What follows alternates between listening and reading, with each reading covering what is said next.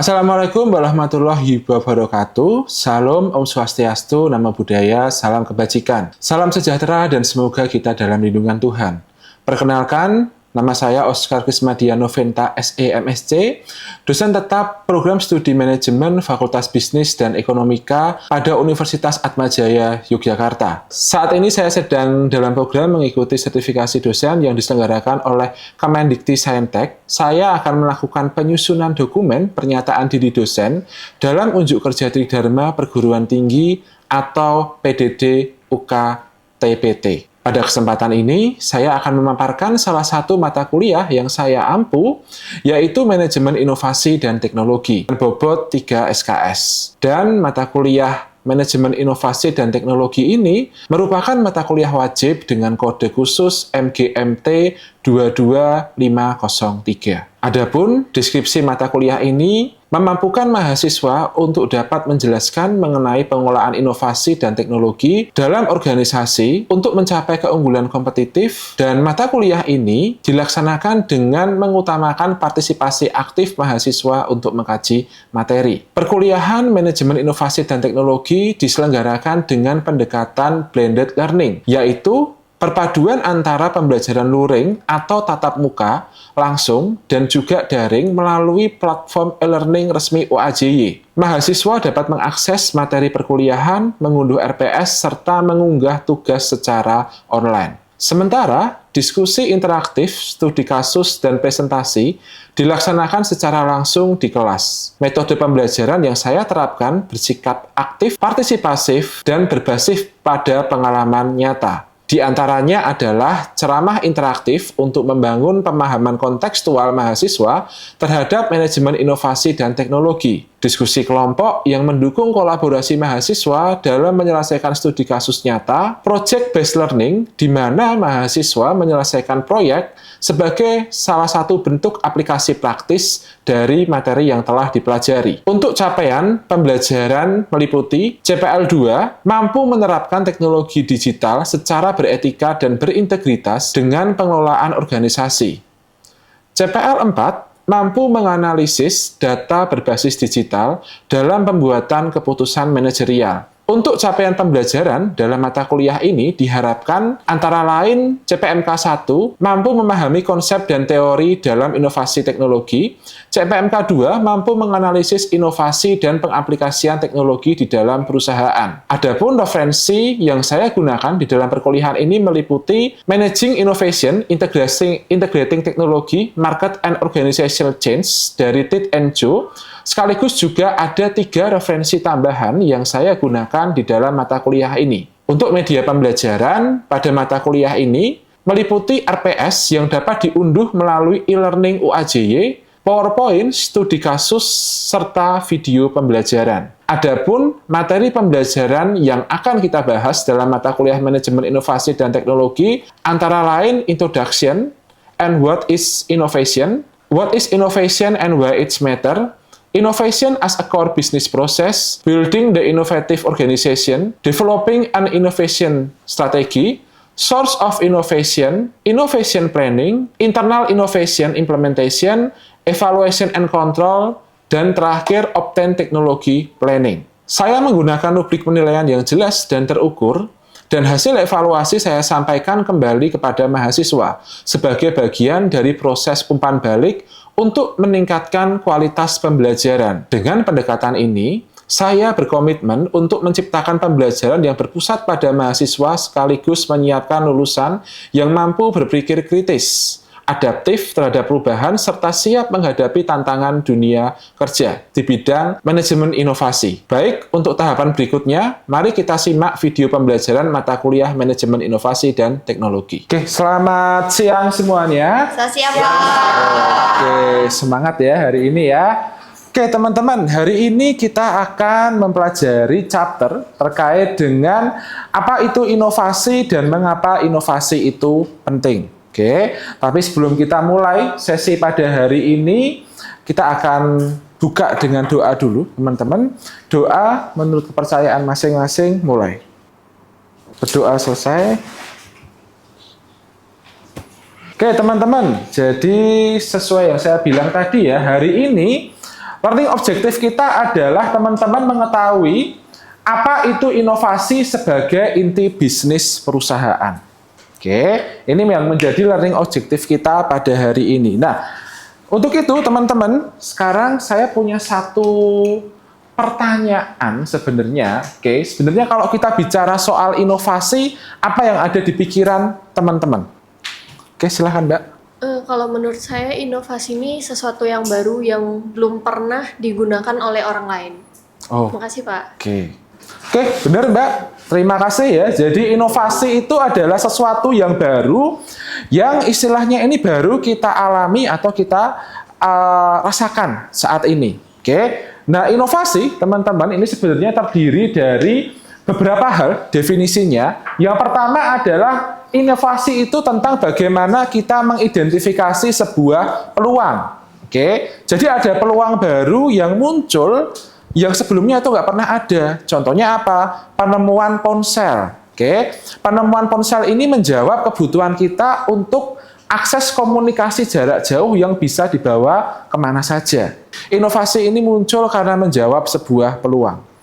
Inovasi juga bisa tentang bagaimana kita cara baru dalam melayani sesuatu yang sudah ada. Oke, contohnya apa? Airbnb.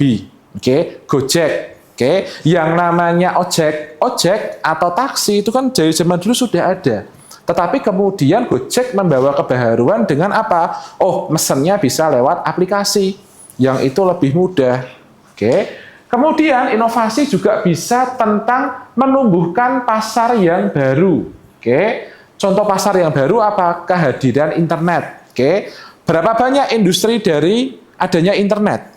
Ada e-commerce. Oke, kemudian juga ada sosial media yang sebelumnya itu nggak pernah ada dan kita nggak pernah tahu. Karena apa? Waktu itu laptop internet belum ada, gitu teman-teman. Oke, lalu bisa juga inovasi tentang memikirkan kembali layanan yang sudah ada. Misalkan apa? Kehadiran Tokopedia dan Shopee. Itu merubah cara kita berbelanja dari yang sebelumnya konvensional harus datang ke sana, kita bisa jualan hanya dari rumah. Oke, transaksinya juga nggak perlu datang ke tempat. Oke, tinggal lihat barang, kalau oke, barangnya kemudian kita check out. Oke, jadi ini sangat memudahkan kita. Itu contoh dari inovasi. Oke, contoh yang lain dari inovasi adalah memenuhi kebutuhan sosial. Contohnya apa sih kebutuhan sosial itu? Misalkan akses untuk e-banking. Oke, m-banking yang teman-teman gunakan itu kan banyak memudahkan Anda untuk pembayaran lewat QRIS, Anda mau bayar tagihan, mau bayar PLN misalkan, semuanya bisa dari satu HP, dari satu aplikasi. Itu contoh dari inovasi, teman-teman. Oke. Kemudian inovasi juga bisa tentang bagaimana kita meningkatkan operasi bisnis kita. Oke. Contohnya layanan JNE, JNT, yang kalau Anda beli di Shopee atau Topet, Anda bisa pantau barangnya itu ada di mana atau sudah sampai mana. Gitu, teman-teman. Oke. Lalu selanjutnya, nah, di dalam inovasi, ini kita kenal ada 4 dimensi dalam inovasi. Oke. Apa aja dimensinya? Yang pertama adalah inovasi produk. Oke, inovasi produk ini kita bicara soal ada kebaharuan apa yang ditawarkan dalam satu produk. Oke, contohnya misalkan kemasan kemasan yang dulu cuma bisa disobek tapi sekarang ada tutupnya di ujung. Itu contoh inovasi. Oke, inovasi pada produk. Lalu juga ada inovasi pada proses. Kalau inovasi proses ini adalah bagaimana kita mendelivery suatu barang atau jasa kepada konsumen. Oke, itu adalah inovasi proses. Jadi yang berubah adalah pada prosesnya. Proses kita bertransaksi, proses kita mengakses barang itu. Contohnya tadi Gojek, Tokopedia, kemudian e-commerce yang lain, itu adalah contoh di mana inovasi proses itu terjadi. Lalu yang kedua, teman-teman, ini adalah inovasi posisi. Oke, yang dirubah apa sih sebenarnya? Yang dirubah adalah pada target konsumennya. Jadi kalau ini lebih pada bagaimana perusahaan itu men-switch target konsumennya dari satu segmen tertentu ke segmen yang baru. Itu adalah inovasi posisi. Oke, contoh misalkan kalau Anda lihat HP dulu kan, yang kalau bicara HP murah pasti kepikiran teman-teman adalah Xiaomi, ya enggak? Tapi kemudian ada pemain-pemain lain dari Cina kayak Infinix, itel dan sebagainya yang itu menawarkan barang yang lebih murah lagi. Itu contoh dari inovasi posisi. Oke. Yang berikutnya terakhir teman-teman adalah inovasi paradigma. Oke. Paradigma ini sesuai namanya, yang berubah adalah pada paradigma berpikir kita mengenai suatu alat atau menggunakan suatu produk. Oke. Contoh inovasi paradigma apa? Contohnya adalah penggunaan e-book. Oke. Menurut teman-teman, dengan adanya e-book, apa yang berubah di sana? Silahkan, Mbak.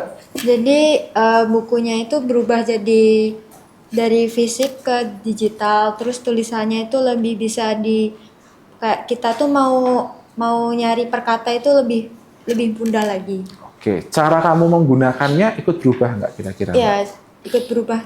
Kita cuma tinggal geser-geser doang, nggak perlu buka halaman berapa gitu. Oke, terima kasih Mbak Hilda. Jadi benar ya, kalau kita bicara soal inovasi paradigma, itu yang berubah adalah pada cara keseluruhan kita menggunakan suatu barang atau suatu alat, teman-teman. Oke, contohnya tadi, penemuan e-book itu menggeser cara kita membaca dari yang dulu harus beli buku, kemudian numpuk jadi banyak. Sekarang kita bisa menyimpan berbagai buku dalam satu iPad atau satu folder tertentu, oke, dan itu kita bisa baca beragam buku. Kemudian lebih simpel juga, bisa dibawa ke mana aja, oke. Kita mau baca halaman berapapun itu juga lebih mudah. Itu contoh dari inovasi paradigma, oke.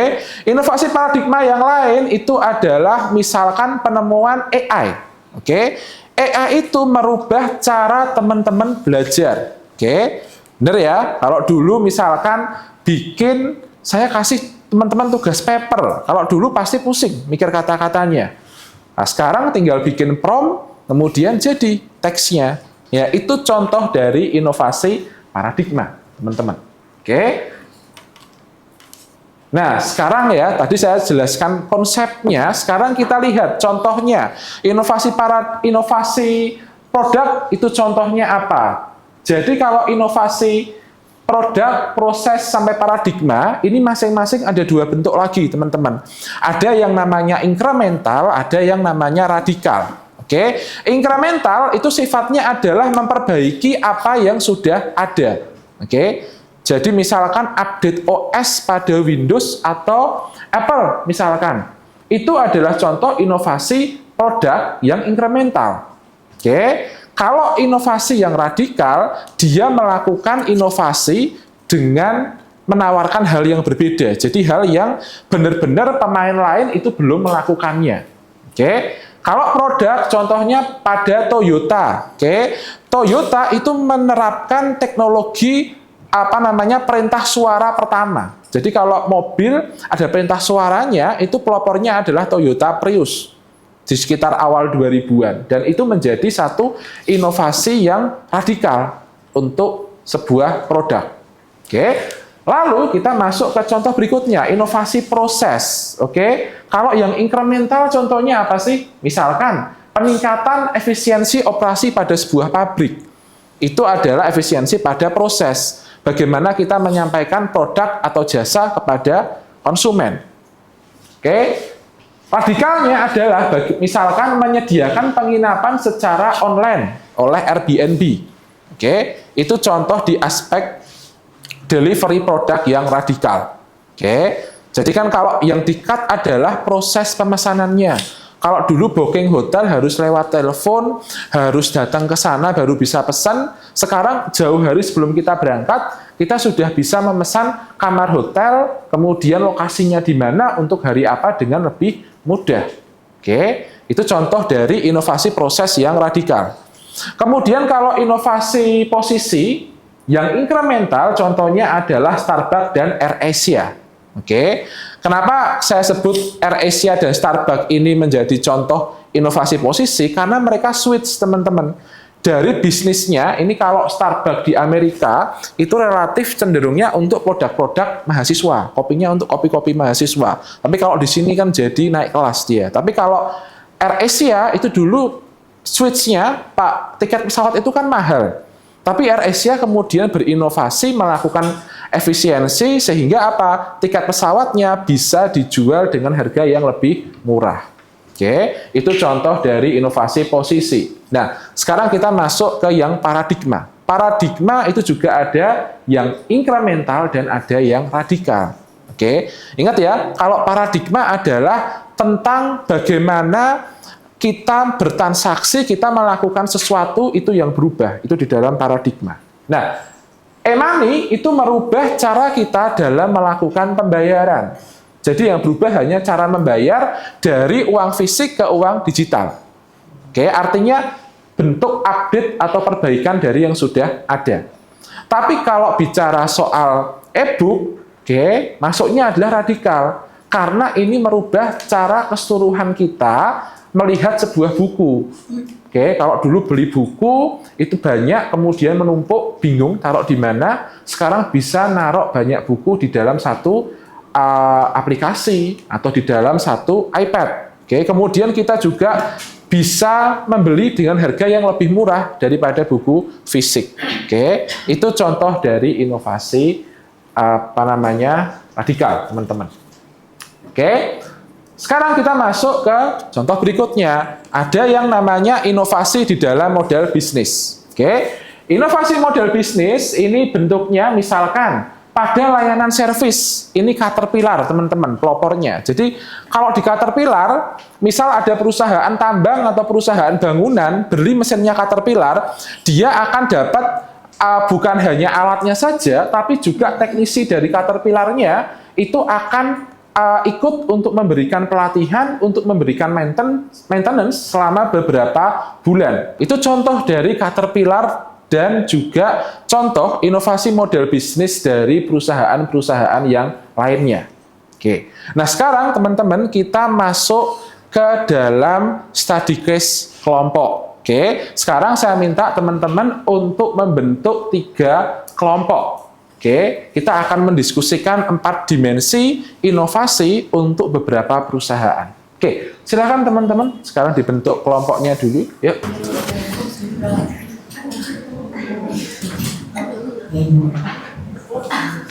Oke, teman-teman, sekarang silahkan perhatikan ke depan sebentar. Jadi, sekarang untuk kelompok 1, silahkan Anda lihat kira-kira Gojek itu inovasinya ada di dimensi apa. Oke, kemudian untuk kelompok 2, silahkan lihat perusahaan seperti Shopee, dimensi inovasinya itu ada di mana. Lalu untuk kelompok 3, silahkan Anda lihat dimensi inovasi pada perusahaan seperti Bareksa. Gitu, teman-teman. Oke, silahkan didiskusikan dulu.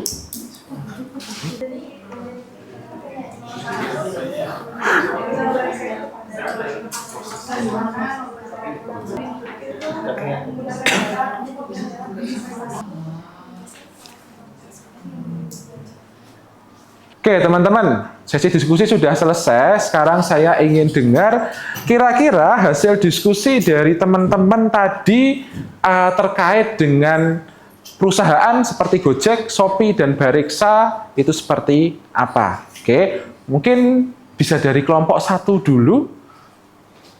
Silahkan. Ya, silahkan Mbak. Jadi kelompok saya itu membahas tentang inovasi Gojek. Jadi Gojek itu mempunyai 2 inovasi. Yang pertama inovasi pada produknya sama inovasi pada prosesnya.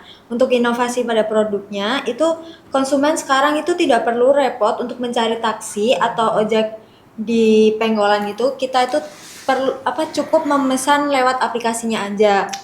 Sedangkan untuk inovasi prosesnya itu cara Gojek itu menawarkan dengan kemudahan dalam transaksi pemesanan lewat aplikasi, maka drivernya itu akan datang dan pembayarannya juga bisa menggunakan e-money seperti GoPay. Oke, thank you Mbak Elda ya untuk pemaparan dari kelompok 1. Jadi benar ya, kalau kita bicara soal Gojek maka dia punya 2 dimensi inovasi.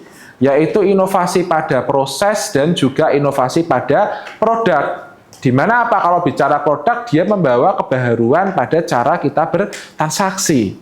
Oke. Kemudian prosesnya juga kita bisa bertransaksi dengan lebih mudah, hanya melakukan pemesanan lewat satu aplikasi. Oke. Lalu untuk kelompok 2, siapa yang akan sharing? Oke. Ya, silahkan Mbak. Baik Pak, jadi kelompok kami membahas perusahaan Shopee. Nah, dari hasil diskusi kelompok kami, Shopee itu fokus pada 2 inovasi, yaitu inovasi proses dan juga inovasi posisi.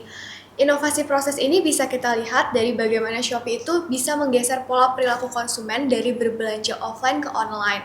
Selanjutnya, inovasi posisi maksud saya, bisa kita lihat dari saat Shopee awal masuk ke Indonesia, dia memposisikan diri sebagai e-commerce dan bukan retail konvensional. Oke, terima kasih Mbak untuk pemaparan dari kelompok 2. Jadi benar ya, kalau Shopee, kita bicara Shopee ada 2 dimensi inovasi di sana. Oke, inovasi posisi, oke, itu pada bagaimana dia menawarkan produknya dari yang kalau di Indonesia dulu retail konvensional, dia datang membawa kebaharuan sebagai e-commerce. Oke, kemudian juga prosesnya yang dirubah. Pada proses kita bertransaksi, tinggal lihat barangnya, review produk di video, kemudian kalau tertarik kita bisa membayar langsung dalam satu aplikasi. Terima kasih kelompok 2. Lalu untuk kelompok 3, Bareksa. Ya, silahkan Mbak.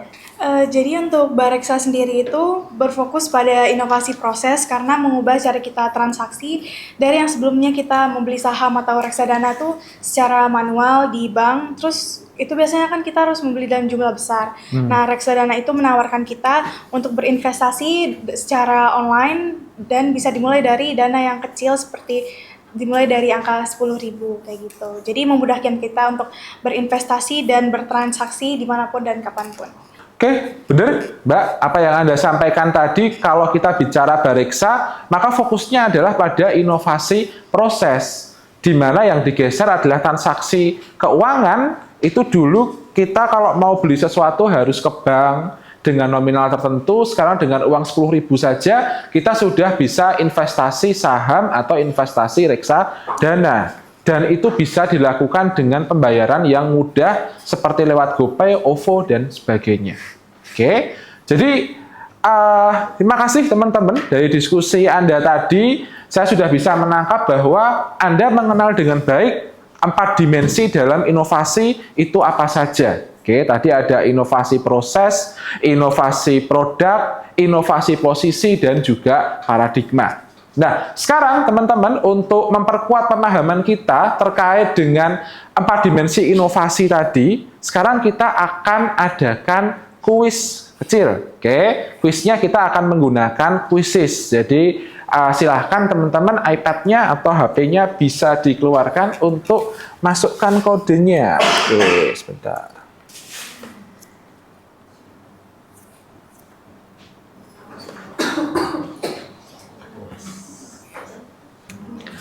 Oke, teman-teman, kita mulai dengan pertanyaan pertama. Oke, silahkan diisi dulu.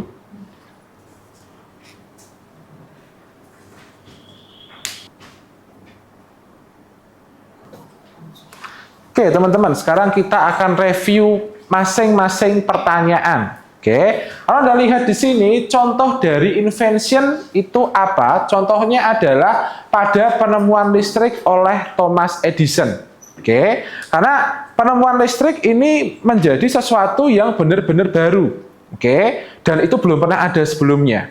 Kalau inovasi itu adalah kita mengembangkan sesuatu dari yang sudah ada sebelumnya. Oke, jadi ketika sesuatu itu baru pertama kali muncul, misalkan kayak penemuan api misalkan. Oke, itu kita sebut sebagai sebuah invention. Oke, jadi jawabannya adalah yang A. Sekarang kita geser ke pertanyaan berikutnya. Contoh innovation dari opsi ini, jawabannya adalah komersialisasi mesin ATM, ini ya, yang mudah digunakan oleh masyarakat. Itu adalah contoh dari sebuah innovation. Lalu untuk yang pertanyaan berikutnya, penemuan teknologi touchscreen, ini karena ada kata pertama kali, maka dia masuknya ke dalam invention karena baru pertama kali ditemukan. Lalu untuk pertanyaan keempat, penggunaan QR code untuk penggunaan pembayaran. Oke, di warung kecil dan UMKM ini masuk ke dalam innovation. Jadi karakteristiknya adalah kalau innovation itu sudah digunakan di banyak tempat, teman-teman. Tapi ketika itu pertama kali muncul atau pertama kali ditemukan, maka kita sebutnya sebagai sebuah invention. Atau dia masih berupa project, itu juga masuknya invention. Oke. Udah cukup ya? Oke. Oke, teman-teman. Demikian untuk materi kita pada hari ini. Jadi kita sudah belajar terkait dengan apa itu inovasi, oke? Dan kemudian juga ada apa saja di dalam sebuah inovasi. Tadi kita bicara soal 4 jenis. Ada inovasi proses, produk, posisi, dan juga paradigma. Oke? Setelah ini teman-teman ada tugas kelompok yang saya sudah sertakan di LMS. Jadi nanti setelah selesai kelas, silahkan dikerjakan sebagai tugas di minggu depan. Oke, akhir kata teman-teman saya ucapkan terima kasih untuk partisipasi kita hari ini. Oke, sampai jumpa di minggu depan. Terima kasih, Pak. Oke, tepuk tangan teman-teman. Demikian pemaparan saya terkait perkuliahan manajemen inovasi dan teknologi sebagai bagian dari unjuk kerja Tridharma dalam proses sertifikasi dosen. Saya berharap pemaparan ini dapat memberikan gambaran menyeluruh mengenai pendekatan pembelajaran, capaian, serta evaluasi yang saya terapkan. Komitmen saya adalah terus menciptakan suasana belajar yang aktif, relevan, dan berorientasi pada pengembangan kompetensi mahasiswa secara utuh.